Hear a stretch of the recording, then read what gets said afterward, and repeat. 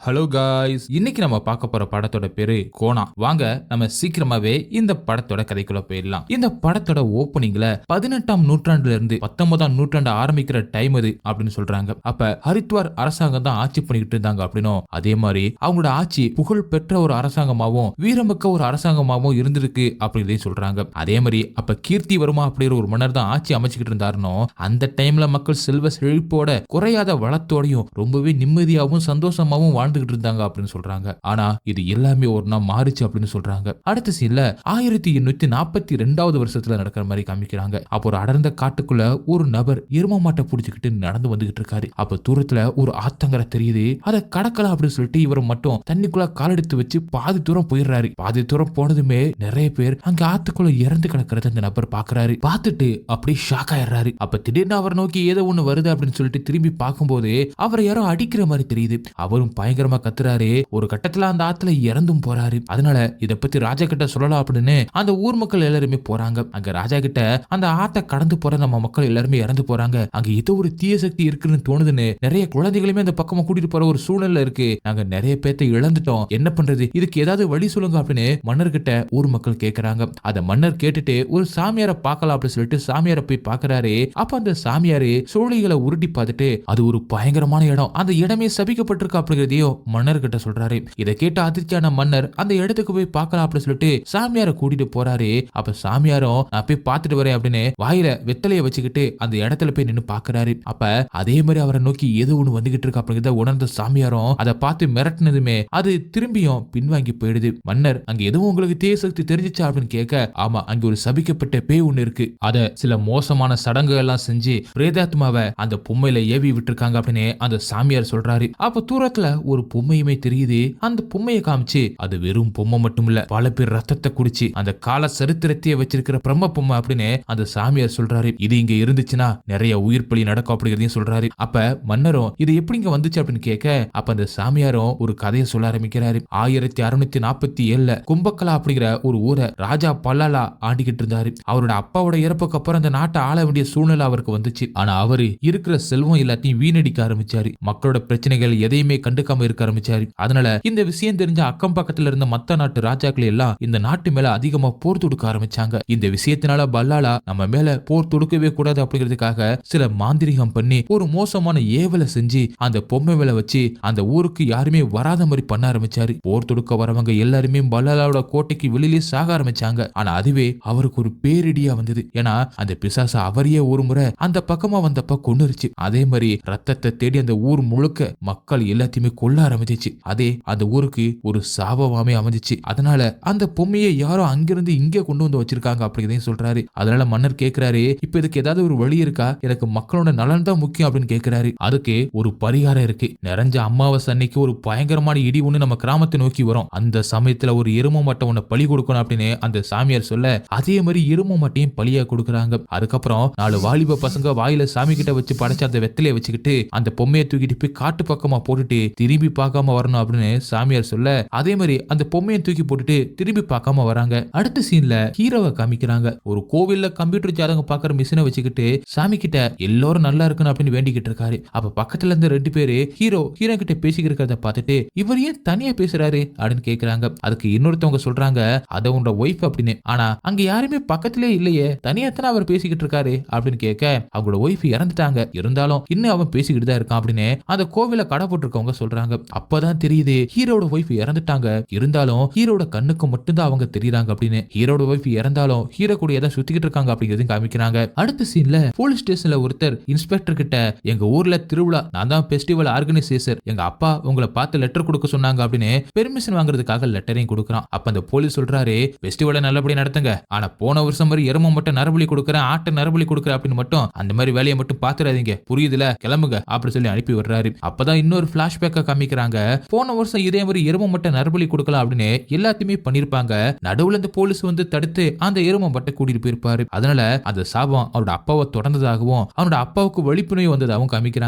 அதனால திரும்பவும் அந்த எரும மட்டும் நரபலி கொடுக்கத்தான் போறோம் அப்படின்னு ஆனந்தம் அவனோட ஃப்ரெண்ட்ஸும் பேசிக்கிட்டு இருக்காங்க. அடுத்த சீன்ல ஹீரோ ஒரு ஹோட்டலுக்கு முன்னாடி கம்ப்யூட்டர் ஜாதகம் பார்க்கலாம் அப்படின்னு சொல்லிட்டு யாராவது வருவாங்களா அப்படின்னு வெயிட் பண்ணிக்கிட்டு இருக்காரு. அப்ப ஹீரோட ஒய்ஃப், எத்தனை நாளைக்கு இந்த மாதிரி பண்ணிக்கிட்டு இருக்க போறீங்க, இதுல என்னதான் வருமானம் வருது உங்களுக்கு அப்படின்னு கேட்டுக்கிட்டு இருக்காங்க. அப்ப அந்த ஹோட்டல்ல ஒரு அகோரி சாப்பிட்டுக்கிட்டு இருக்காரு. அப்ப அங்க வந்த நாடக குரூப் ஒண்ண அகோரி பார்த்து பேசுறாரு. ஆனா அந்த நாடக குரூப்ல இருக்கிற எல்லாருமே அவங்க சாப்பிட்ட பிள்ளை அகோரிய கட்ட சொல்றாங்க.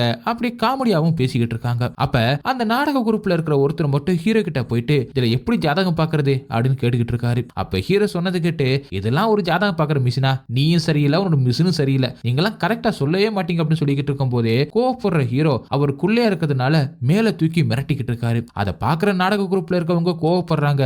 அதுக்கப்புறம் அப்படியே அந்த பரமேஸ்வர மாதிரியே இருக்க, பரவாயில்ல நல்லா நடிக்கிற, உனக்கு நான் எங்க நாடகத்துல சாமி வேஷம் கொடுக்குறேன் அப்படின்னு சொல்றாங்க. அப்ப ஹீரோ காசு தருவீங்களா அப்படின்னு கேக்குறாரு. தருவோம் தருவோம் அப்படின்னு சொல்றாங்க. அதனால அந்த நாடக குரூப்பு கூட சேர்ந்துகிட்டு ஹீரோவும் பஸ்ல கிளம்பிடுறாரு. அடுத்த சீன்ல ஊர் தலைவரோட வீட்டை காமிக்கிறாங்க. அங்க அவங்க அப்பா, அவங்க தம்பி, தங்கச்சி அப்படி சொல்லிட்டு எல்லாருமே இருக்காங்க. அப்ப தம்பி நவீனா அப்பா கிட்ட சொல்றான், எனக்கு ஏதாவது ஒரு பொறுப்பு தாங்கப்பா, அந்த வீட்லயே தானே இருக்கேன், எல்லா பொறுப்பையுமே அண்ணன் ஆனந்துகிட்டே தரீங்க அப்படின்னு கேட்க அவங்க அப்பாவும் சரி இந்த பண்டிகையை நல்லா நீயே நடத்தி காமி அப்படின்னு சொல்லிட்டு போன வருஷம் மாதிரி எதுவும் பண்ணிடாதீங்கடா, அந்த இன்ஸ்பெக்டர் இங்கதான் இருக்கான், திருவிழாவே நடக்க விடாம பண்ணிடுவான், எந்த பாதிப்பையும் ஏற்படுத்திடாதீங்க அப்படின்னு சொல்றாரு. அதுக்கு அவரோட பையன் நவீனாவும் சொல்றான், அவன் பிரச்சனை பண்ணா அவனையும் சேர்த்து கொண்டுல அப்படின்னு சொல்ல இந்த மாதிரி எதுவும் பண்ணாதீங்க தானே சொல்றேன் அப்படின்னு ஊர் தலைவரான அவங்க அப்பா கத்துறாரு. அந்த இன்ஸ்பெக்டர் ஊர்ல இருக்கிற எருமை மாடுகளை கூட கணக்குல வச்சிருக்கான். அதே மாதிரி இதுக்காக ஒரு இன்ஃபார்மரையும் வச்சிருக்கான், பார்த்து கவனமா இருங்க அப்படின்னு அவங்க அப்பா சொல்றாரு. அடுத்த சீன்ல அந்த நாடக குரூப் எல்லாருமே போய்கிட்டு இருக்கிற அந்த பஸ்ல மாறி மாறி ஃபன்னா பேசிக்கிட்டே வந்துகிட்டு இருக்காங்க. அப்ப டிரைவர் தூக்கிட்ட போறாரு, யாராவது போய் முன்னாடி போய் உட்காருங்க அப்படின்னு சொல்லிக்கிட்டு இருக்கும்போது அந்த குள்ளமா இருக்கிற அந்த நபர் போய் உட்கார்றாரு. அவர் உட்கார்ந்த அந்த நேரம் அந்த வண்டியும் பஞ்சர் ஆயிடுது. அதனால பஸ் விட்டு எல்லாருமே இறங்க சொல்லிடுறாங்க. பஸ் பஞ்சர் ஆனதுனால வேற வழி இல்லாம எல்லாருமே இறங்கி பக்கத்துல இருக்கிற ஒரு கிராமத்துக்கு போய் தங்கலாம் அப்படின்னு தங்குறாங்க. இன்னொரு பக்கம் அந்த கிராமத்துல இருக்கிற ஒருத்தரோட வீட்டுல பின்னாடி கட்டியிருந்த மாட்டு தொழுவத்துல ஒரு மாடு அதோட கைத்தை பிச்சுக்கிட்டு போற அளவுக்கு கத்திக்கிட்டு இருக்கு. உடனே அந்த வீட்டுல இருந்து வந்த அந்த ஓனர் ஏன் மாடு இப்படி கத்திக்கிட்டு இருக்கு அப்படின்னு செக் பண்றாரு. இப்படி வித்தியாசமா கத்தாதே அப்படின்னு யோசிச்சுக்கிட்டே வீட்டுக்குள்ளேயும் போயிடுறாரு. திரும்ப அந்த மாடு கத்திக்கிட்டு தான் இருக்கு. அதுக்கப்புறம் அடுத்த நாள் விடிஞ்சு பாக்குறப்ப அந்த மாடு அப்படி கழுத்துல ரத்தம் வந்து இறந்து கிடக்குது. இதை பார்த்துட்டு ஊர் மக்கள் எல்லாருமே அழுகுறாங்க. அப்ப அந்த ஓனருமே அழுதுட்டு நான் நினைச்சேன் இந்த மாதிரி ஏதோ ஒரு அசம்பவம் நடக்க போகுதுன்னு, இல்லைன்னா மாடு இப்படி கத்தி இருக்காது அப்படிங்கறதையும் சொல்றாரு. இப்ப அந்த மாடு இறந்து கிடக்குற அந்த கிராமமோ, ஹீரோ தங்கி இருக்கிற அந்த கிராமமோ, திருவிழா நடக்க இருக்கிற அந்த கிராமம் எல்லாமே ஒரே கிராமம் தான் அப்படிங்கறத நமக்கு காமிக்கிறாங்க. அப்ப அங்கே வந்த ஆனந்தம் திருவிழா நடக்க போற நேரத்துல இப்படி மாடை சாக விட்டுருக்க அப்படின்னு கேட்க அதுக்கு அந்த மாட்டோட ஓனரும் இப்ப என்ன பண்றதுன்னு எனக்கு தெரியல அப்படி சொல்ல, இதுக்கு என்ன தாரத்தை பெட்டி எல்லாமே கூப்பிட்டு சடங்க செய்ய முடியும், அதை முதல்ல தூக்கி போடு, இடி நம்ம ஊருக்கிட்ட வரப்போகுது அப்படின்னு அவனும் சொல்லிட்டு அங்கிருந்து கிளம்புறான். இதை பாக்குற ஹீரோவும் என்ன இந்த ஊருக்கு வந்து சகுனமே சரியில்லையே, முதல்ல அந்த ஊரை விட்டே கிளம்பணும் அப்படின்னு யோசிச்சுக்கிட்டு இருக்கான். அப்ப அந்த கிராமத்துல எரும மட்டை சடங்கு செய்யறதுக்காக மாலையெல்லாம் போட்டு கூட்டிட்டு வராங்க. அதுக்கப்புறம் ஊரே திருவிழாவையும் கொண்டாட ஆரம்பிக்குது. அப்ப திருவிழா தானே நம்மளும் கம்ப்யூட்டர் ஜாதகம் பார்க்கலாம் அப்படின்னு சொல்லிட்டு ஹீரோவும் அதை எடுத்துட்டு வந்து வச்சுக்கிட்டு இருக்காரு. அப்ப அங்கே வர ஒரு பொண்ணு கம்ப்யூட்டர் ஜாதகம் பார்க்கலாம் அப்படின்னு சொல்லிட்டு அந்த ஹெட்போனை காதுல வச்சு கேட்டுக்கிட்டு இருக்காங்க. அப்ப ஹீரோவும் இந்த பொண்ணு ரொம்பவே அழகா இருக்கே அப்படின்னு பாத்துக்கிட்டு இருக்காரு. அடுத்த சீன்ல அந்த திருவிழாவில் இருக்கிற அந்த இன்ஃபார்மர் போலீஸுக்கு போன் பண்ணி இந்த ஊருக்காரங்க ரொம்ப மோசம் சார், யாருமே இந்த எரும மாடை பத்தி ஒரு பேச்சு கூட பேச மாட்டாங்க சார், இருந்தாலும் நான் கஷ்டப்பட்டு கண்டுபிடிச்சிட்டேன் அப்படின்னு சொன்னதும் அந்த இன்ஸ்பெக்டர் அப்பன்னா நான் உடனே வரட்டுமா அப்படின்னு சொல்ல அதுக்கு அந்த இன்ஃபார்மரும் இல்ல இப்ப வராதீங்க, எல்லா பிளானுமே வீணா போயிடும், நான் அதுக்கான கரெக்டான டைம் சொல்றேன் சார், அப்ப வாங்க அப்படின்னு சொல்லிட்டு போன வைக்கிறான். அதே நேரத்துல கிளிச்சோசியம் பாக்குற ஒருத்தர் திருவிழாவில கடை வச்சிருக்காரு. அதே இடத்துக்கிட்ட ஹீரோவும் கம்ப்யூட்டர் ஜாதகம் பார்க்கலாம் அப்படின்னு வச்சிருக்காரு. அப்ப ரெண்டு பேரும் போட்டி போட்டுக்கிட்டு அவங்களுக்கு ஜாதகம் பார்க்க ஆட்களை தேடிக்கிட்டு இருக்காங்க. அடுத்த சீன்ல அந்த ஊரை சேர்ந்த ஊர் தலைவரோட பொண்ணு இன்னொரு கிராமத்தை சேர்ந்த ஒரு பையனை லவ் பண்ற மாதிரி காமிக்கிறாங்க. அப்ப அவன் சொல்றான் இந்த சடங்குகள் எல்லாமே எப்பவுமே என்னையே பண்ண சொல்றாங்க, எனக்கு தான் அந்த எருமை முட்டை கொன்னா பாவம் வரும், ஏன் உன் அண்ணங்களே இதெல்லாம் பண்ணலாம்ல, நாங்க வேற ஜாதின்னு கொல்ல பாக்குறீங்களா, திருவிழான்னா நீங்க எல்லாருமே சந்தோஷமா இருப்பீங்க, நான் மட்டும் எப்பவுமே இதே நினைப்போட இருக்கணுமா, என்னால கண்டிப்பா எருமை மட்டும் நரபலி கொடுக்க முடியாது, இருக்கு நீயும் ஒத்துக்கலைன்னா நீ என்ன மறந்துடு அப்படின்னு அவகிட்ட சொல்லிக்கிட்டு இருக்கான். அதுக்கு ஸ்ருதியும் நீ தான் எனக்கு முக்கியம் அப்படின்னு சொல்லி ஹக் பண்றா. இதுல இருந்து இவனை வச்சுதான் ஒவ்வொரு வருஷமும் எருமை மாட்டை பலி கொடுக்கறாங்க அப்படின்னு நல்லாவே தெரியுது. அப்ப அந்த நாடக குரூப்ல இருக்கிற எல்லாருமே ஒரு நாடகத்துல என்னென்ன வேஷம் போடலாம் அப்படின்னு பேசிக்கிட்டு இருக்காங்க. அப்ப ஹீரோவும் நான் வந்து ராமர் வேஷம் போடுறேன் அப்படின்னு சொல்லிக்கிட்டு இருக்காரு. இவங்கள கத்தி கத்தி பேசிக்கிட்டு இருக்கும்போது அந்த சடங்குக்காக அந்த நவீனா பையனும் வெயிட் பண்ணிக்கிட்டு இருக்கான். அப்ப சத்தம் போட்டுக்கிட்டு இருக்காதீங்க, இங்க நாங்க சடங்கு ஆரம்பிக்க போறோம் அப்படின்னு மிரட்டுறான். அதனால இதை பாத்துக்கிட்டு இருக்கிற ஹீரோ அவனை நீ ஒரு அப்பனுக்கு பிறந்திருந்தா எங்க குரூப் ஆளுங்களை அடிச்சு பாடுறா அப்படின்னு விளையாட்டுக்கு சொல்றான். அவனு வந்து நாடக குரூப்ல இருக்கிற எல்லாத்தையுமே அடிக்கிறான். திரும்பவும் நீ ஒரு அம்மாவுக்கு பிறந்திருந்தா இவங்களை அடிச்சு பாடுறா அப்படின்னு சொல்லும்போது திரும்பவும் அடிக்கிறான். ஹீரோனால இப்படி அடிவாங்கன்னு அந்த நாடக குரூப்ல இருக்கிறவங்க ஹீரோவை கட்டி போட்டு வச்சிடறாங்க. ஹீரோ பக்கத்துல தான் எருமை மட்டும் கட்டி போட்டு வச்சிருக்காங்க அப்படிங்கிறது பாத்துறாரு. அவர் கட்டியிருந்த அந்த கலட்டை அதனால கோவம் வந்த ஹீரோ என்னையாவடா கட்டி போடுறீங்க, இருங்க எருமை மட்டும் அவுத்து விட்டுறேன் அப்படின்னு அவுத்து விட்டுட்டு இப்ப தேடுங்கடா அப்படின்னு சொல்லிட்டு ஹீரோவும் நடந்து போய்கிட்டு இருக்காரு. அப்ப எல்லாருமே அந்த எருமை மட்டும் பிடிக்கிறதுக்காக ஓடிக்கிட்டு இருக்காங்க. ஹீரோ மட்டும் தனியா தனியா காட்டுக்குள்ள நடந்து போயிட்டு இருக்கும்போது திடீர்னு ஒரு சத்தம் கேக்குது. அதனால திரும்பி பாக்குறாரு. அப்ப அங்க வர அந்த சபிக்கப்பட்ட பேய் ஹீரோட 2 காதுலயும் ரொம்பவே பயங்கரமா அடிச்சிடுது. ஹீரோவும் கத்த ஆரம்பிக்கிறான். அப்ப அவனோட கண்வெளி வெள்ளையாகுது. 2 காதுல இருந்து ரத்தம் வர ஆரம்பிக்குது. அந்த ரத்தத்தை கையில எடுத்து பார்த்து ரொம்பவே கத்திக்கிட்டு இருக்கும்போது அவனுக்கு பின்னாடிதான் அந்த சபிக்கப்பட்ட பொம்மை இருக்கிறதையும் காமிக்கிறாங்க. அடுத்த சீன்ல அந்த ஊர் தலைவர்கிட்ட இந்த மாதிரி எரும மாடு மிஸ் ஆயிடுச்சு அப்படிங்கிற நியூஸ் சொல்றாங்க. அதனால அவரும் ஆனந்த கூப்பிட்டு அந்த எரும மாடை எப்படியாவது கண்டுபிடி போ அப்படி சொல்லி அனுப்பி வைக்கிறாரு. இன்னொரு பக்கம் ஊர் மக்கள் எல்லாருமே கையில தீப்பந்தத்தை எடுத்துக்கிட்டு எரும மாட்டை தேடிக்கிட்டு இருக்காங்க. அப்ப அங்க வர ஆனந்தம் அவன் ஒரு பக்கமா தேடிக்கிட்டு இருக்கான். ஆனந்தோட தம்பியுமே தேடுறத பார்த்து ஆனந்தம் எல்லாம் உன்னால தான்டா, உன்னால ஒரு விஷயத்தை கூட சரியா பண்ண முடியாது, நானே இந்த திருவிழாவை நல்லபடியா நடத்திருப்பேன், அன்னைக்கு நீதான் உனக்கு எந்த ஒரு பொறுப்பும் கொடுக்கறது இல்லைன்னு சொன்ன, இப்ப பாத்தியா அப்படின்னு சொல்ல 2 பேருக்கும் பேச்சுவார்த்தை அடிதடியா மாறுது. 2 பேருமே பயங்கரமா சண்டை போட்டுக்கிட்டு இருக்காங்க. இத பத்தி ஏற்கனவே இந்த இன்ஃபார்மர் போலீஸ் கிட்ட சொல்லிருப்பான். அதனால அங்க போலீஸும் வர ஆனந்த பிடிக்க ட்ரை பண்றாங்க. ஆனா போலீஸையும் அந்த இன்ஃபார்மரையும் மரத்துல அண்ணன் தம்பி 2 பேருமே சேர்ந்து கட்டிப்பட்டு வச்சிடறாங்க. அப்ப அந்த போலீஸ் இன்ஸ்பெக்டர் சொல்றாரு, பாத்தீங்களா இப்ப அந்த எரும மட்டும் காணோம், உங்களால அந்த திருவிழாவை நடத்தவே முடியாது, நான் நடத்தவும் விட மாட்டேன் அப்படி சொல்ல, அதுக்கு நீங்க இங்க இருந்தா தானே, உங்களை நாங்க வெளியில விட்டா தானே அப்படி சொல்லிட்டு திரும்ப அந்த எரும மட்டும் தேடி கிளம்புறாங்க. அடுத்த சில ஹீரோவை காப்பாத்தி அந்த நாடக குரூப்ல இருக்கிற எல்லாருமே அவர்கிட்ட பேச ஆரம்பிக்கிறாங்க. அப்ப ஏன் அந்த எரும மட்டும் அவிழ்த்து விட்ட, எவ்வளவு பெரிய தப்பு பண்ணிருக்க தெரியுமா, இங்க நடக்கிற சடங்கு அது, அது மட்டும் இல்ல அந்த ஊர் தலைவருக்கு மட்டும் இது வந்து தெரிய வந்துச்சு, அவ்வளவுதான் உன்னை தொங்க விட்டுருவாங்க அப்படி சொல்ல, நம்ம யாருக்கிட்டயுமே சொல்லாம இங்க இருந்து கிளம்பிடலாம், நீயே ஒரு மாதிரியாவே இருக்க, உனக்கு என்னதான் ஆச்சு எங்கிட்ட சொல்லு அப்படின்னு சொல்லி ஹீரோவோட வாழ்க்கையை பத்தி அந்த நாடக குரூப்ல இருக்கிற அந்த தலைவர் கேட்கிறாரு. அப்ப ஹீரோவும் பிளாஷ்பேக் ஒண்ண சொல்ல ஆரம்பிக்கிறாரு. அவரோட மனைவியும் அவரும் ரொம்பவே சந்தோஷமா வாழ்ந்து இருந்திருக்காங்க. அப்ப அவங்க ஒய்ஃப் கர்ப்பமா இருந்திருக்காங்க. அவங்களுக்கு பெண் குழந்தை வேணும் அப்படின்னு ரொம்பவே ஆசைப்பட்டு இருந்திருக்காங்க. அதே மாதிரி பெண் குழந்தையும் பிறந்திருக்கு. ஆனா அந்த பெண் குழந்தை பிறந்த உடனே இறந்தும் போயிருக்கு. அதை பாக்குற மனைவி ரொம்பவே அழுகுறாங்க. அதே மாதிரி குழந்தை இறந்ததை தாங்கிக்க முடியாம ரொம்பவே உடம்பு சரியில்லாம இருந்திருக்காங்க. அப்போ ஒரு நாள் ஹீரோ அவரோட கம்ப்யூட்டர் ஜாதகம் பாக்குறதுக்காக வீட்டுல இருந்து கிளம்பி இருக்காரு. அப்ப மனைவிக்கு திடீர்னு மயக்க மாதிரி வந்து கண்ணெல்லாம் மேல போகுது. அதை பாக்குற கூட இருந்த அந்த ஊர் மக்கள் எல்லாரும் இவளுக்கு ஏதோ துஷ்ட சீத்து தான் அடிச்சிருச்சு, இவ உடம்புக்குள்ள பூந்திருக்கு அப்படி சொல்லி அங்க இருக்கிற ஒரு மாந்திரிகம் செய்யற ஒரு ஆள் கிட்ட கூட்டிட்டு போயிருக்காங்க. அங்க அந்த மாந்திரிகம் செய்யறவரும் அவங்க மேல நிறைய பூஜைகளை செஞ்சிருக்காரு. ஏற்கனவே உடம்பு சரியில்லாத ஹீரோயின் அதெல்லாம் தாங்க முடியாம வலிப்பு வந்து அங்கேயே இறந்து போயிருக்காங்க. இந்த செய்தி கேட்ட ஹீரோவும் அங்கே வந்து பார்த்து ரொம்பவே கஷ்டப்பட்டு அழுகிறாரு. அந்த ஊர் மக்கள் மேலேயும் ரொம்பவே கோவமா இருக்காரு. உங்களாலதான் என்னோட ஒய்ஃப் இறந்து போனாங்க அப்படின்னு. அதனால அந்த ஊரை விட்டே கிளம்பிடல அப்படின்னு சொல்லிட்டு கிளம்பியிருக்காரு. ஆனா ஹீரோ கூடயே தான் ஹீரோனோட ஆவியும் வந்துகிட்டே இருக்கு. இப்ப அந்த நாடக குரூப் தலைவர்கிட்ட அந்த விஷயத்தெல்லாம் சொல்லி, நான் ஒரு அனாதைங்க, எனக்கு இந்த ஊர் இன்னைக்கு, நாளைக்கு வேற ஊர், எனக்கு சொந்தம்னு யாருமே இல்ல அப்படிங்கிற உண்மையை சொல்றாரு. அப்ப அந்த நாடக தலைவரோட பொண்ணு நாங்கெல்லாம் இருக்கோம் அப்படி சொல்றாங்க.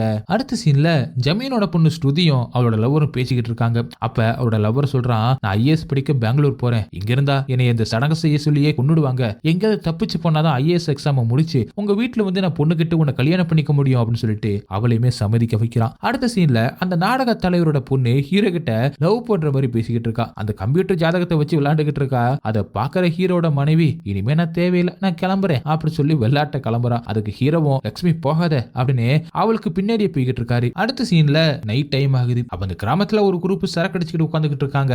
அப்ப அங்கே ஒரு ஹீரோவையும் வலுக்கட்டாயமா குடிக்க வைக்க, அதனால ஹீரோவும் அவங்களோட சேர்ந்து ரொம்பவே ஜாலியா என்ஜாய் பண்ணி ஆட்டம் பாட்டம் இருக்காரு. அந்த போதையில கடைசியா டான்ஸ் அடி முடிச்சுட்டு கீழே விழுந்துடுறாரு. அப்ப ஹீரோட வைஃப் ஹீரோவை பத்தி சிரிச்ச மாதிரியே அங்கிருந்து கிளம்புற மாதிரி காமிக்கிறாங்க. அடுத்த சீன்ல அந்த ஸ்ருதியோட லவர் ஊரை விட்டு கிளம்பல அப்படின்னு நைட்ல கிளம்ப ஆரம்பிக்கிறான். அப்ப அந்த காட்டு பகுதியில ஏதோ ஒரு சத்தம் கேக்குது அப்படின்னு திரும்பி பாக்குறப்ப ஊர் தலைவரோட பையன் நவீனா, எங்க பெங்களூர் போறியா அப்படின்னு கேக்குறான். அப்படி அந்த சீனும் கட் பண்றாங்க. அடுத்த சீன்ல காலையில ஸ்ருதியோட லவர் இறந்து கிடக்கிறத காமிக்கிறாங்க. அப்ப அத பார்த்தவனோட அம்மா தம்பி எல்லாருமே அழுகுறாங்க. ஊர் மக்கள் எல்லாருமே இங்க கூடுறாங்க.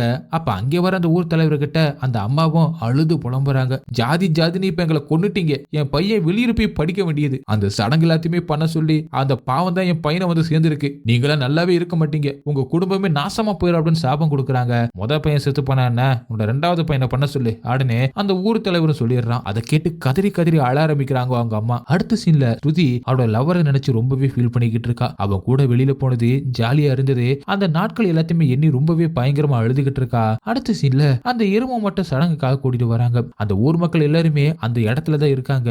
இரவும் அங்கேதான் இருக்காரு. அப்ப அந்த எரும மட்டும் பழி கொடுக்கறதுக்காக அந்த பையனை கூட்டிட்டு வராங்க. அவன் அழுதுகிட்டே நான் பண்ண மாட்டேன் அப்படி சொல்ல அவனை மிரட்டி பண்ணு அப்படின்னு சொல்றாங்க. அப்ப அந்த நாடக குரூப்ல இருக்க அந்த தலைவர் ஊர் மக்கள் ஒருத்தர்கிட்ட எதுக்கு அங்க சக்கரம் போட்டிருக்காங்க அப்படின்னு கேக்குறாங்க. அப்ப அந்த ஊர் மக்கள் ஒருத்தர் சொல்றாரு, எரும மாட்டை பழி கொடுக்கும் போது அதோட ரத்தம் யார் மேல படுதோ அவங்களுமே அந்த சக்கரத்துல பழி கொடுப்பாங்க, அது வேற ஒரு ஊர்க்காரங்களா கூட இருக்கலாம், அதுதான் வழக்கம், அதுதான் இங்க காலங்காலமா நடந்துகிட்டு இருக்கா அப்படின்னு சொல்றாரு. இப்படி அப்படி பண்றதுனால மட்டும்தான் அந்த தீய சக்தி அதோட பழியை ஏத்துக்கிட்டு ஊர் மக்களை நிம்மதியா இருக்க விடும் அப்படின்னு சொல்றாங்க. அதே மாதிரி அந்த பையனும் எருமமாட்டை பழி கொடுக்கறதுக்காக தயாராகி அவனோட அருவாளை எடுத்து அந்த எருமமாட்டோட கழுத்து பகுதியில ஓங்கி வெட்டுறான். அப்ப அந்த அருவா தானாவே நேரா பறந்து போகுது. அப்படி பறந்து போயிட்டு அது அங்க இருக்கிற நம்ம ஹீரோ மேல படுது. அதனால ஹீரோவை அந்த ஊர் தலைவர் பிடிச்சிட்டு வர சொல்ல, அதனால ஹீரோ அங்கிருந்து ஓட ஆரம்பிக்கிறான். ஓடி போய் ஒரு இடத்துல போய் நிக்கிறான். இவனை துரத்திட்டு வர ஊர் மக்கள் எல்லாருமே அந்த தீய சக்தி கிட்ட மாட்டிக்கிறாங்க. அங்க இருக்கிற எல்லாரோட காதுல இருந்து ரத்தமா வருது. அவங்களோட கண்ணு எல்லாமே வெள்ளையா மாறுது. அதே நேரத்துல அங்க இருக்கிற ஹீரோ மட்டும் அவங்க எல்லாத்தையுமே திரும்பி பாக்குறான். திரும்பி பார்த்துட்டு அதே மாதிரி ஹீரோவுக்கும் காதுல இருந்து ரத்தம் வர ஆரம்பிச்சு கண்கள் எல்லாம் வெள்ளையா மாறி பயங்கர ஆக்ரோஷமா கத்த ஆரம்பிக்கிறான். அப்பதான் ஒரு பிளாஷ்பேக்க காமிக்கிறாங்க. மன்னர் காலத்துல இந்த தீய சக்தியை உருவாக்கின அந்த மந்திரவாதி மன்னர் கிட்ட சொல்றான், இதை யாராலுமே என்னைக்குமே அழிக்கவே முடியாதுன்னு. இது ஒரு கொடூரமான மோசமான பிரேதாத்மா. உங்களுக்கு எனக்கு இருக்கிற அந்த நட்புக்கு பரிசத்தை நான் உங்களுக்கு தரேன் அப்படி சொல்ல, அதை கேட்கிற மன்னர், அப்ப இதுக்கு அழிவே இல்லையா அப்படின்னு கேட்கிறப்ப, இருக்கு, இதோட அழிவு என்னால மட்டும்தான் தர முடியும். நான் இன்னொரு ஜென்மம் மீண்டும் பிறந்து வருவேன். அப்ப மன்னராட்சி எதுவுமே இல்லாம இனிமே வர காலத்துல ஒரு சொந்த ஊரு வீடு சொந்தம் அப்படி சொல்லிட்டு எதுவுமே இல்லாத ஒருத்தனோட உருவத்துல தான் மறுஜென்மம் எடுத்து வருவேன் அப்படி சொல்றான். அடுத்து இப்ப நடக்கிற மாதிரி காமிக்கிறாங்க. அதுல ஹீரோவும் அந்த சக்கத்துல வந்து உட்கார்றான். அப்ப மந்திரங்களை சொல்ல ஆரம்பிக்கிறான். அந்த ராட்சச அமானுஷ்யமான பொம்மை தானா தீப்பத்தி எரிய ஆரம்பிக்குது. இன்னும் மந்திரங்களை சொல்ல சொல்ல அந்த தீ சக்கரம் முழுக்க பரவ ஆரம்பிக்குது. அப்ப அந்த சக்கரத்துல இருந்து எழுந்து நிக்கிற ஹீரோ அந்த பொம்மையை பார்த்து ஆக்ரோஷமா கத்துறான். அப்படியே ஹீரோட உருவத்துல இருந்து அந்த அகோரியோட உருவம் அப்படி தெரியுது. அப்படியே ஹீரோட உடலும் எரிய ஆரம்பிக்குது. ஹீரோவோட ஆவி அந்த ராட்சச பேய் பொம்மை மேல பட்டு எல்லாமே எரிஞ்சு சாம்பல் ஆகுது. அப்ப அந்த அகோரி சொன்ன மாதிரியே அவனாலதான் இந்த தீய சக்திக்கு அழிவு கிடைச்சிருக்கு. பல நூற்றாண்டுகளாக இதனால சிக்கித்த வச்ச மக்களுக்கு ஒரு விடிவை கொடுக்கறதுக்காக தான் ஹீரோ வந்திருக்காரு அப்படி மாதிரி காட்டி அப்படியே படத்தை முடிக்கிறாங்க. ஓகே காய்ஸ், இந்த படம் உங்களுக்கு எந்த அளவுக்கு பிடிச்சிருந்துச்சு அப்படிங்கறத கமெண்ட்ல சொல்லுங்க. உங்களுக்கு இந்த வீடியோ பிடிச்சிருந்துச்சுன்னா உடனே ஒரு லைக் தட்டி விட்டுட்டு மறந்துடாம உங்க ஃப்ரெண்ட்ஸுக்கு ஷேர் பண்ணுங்க. அப்படியே நம்ம சேனலை சப்ஸ்கிரைப் பண்ண மறந்துடாதீங்க. நெக்ஸ்ட் வீடியோல மீட் பண்ணலாம். Bye guys.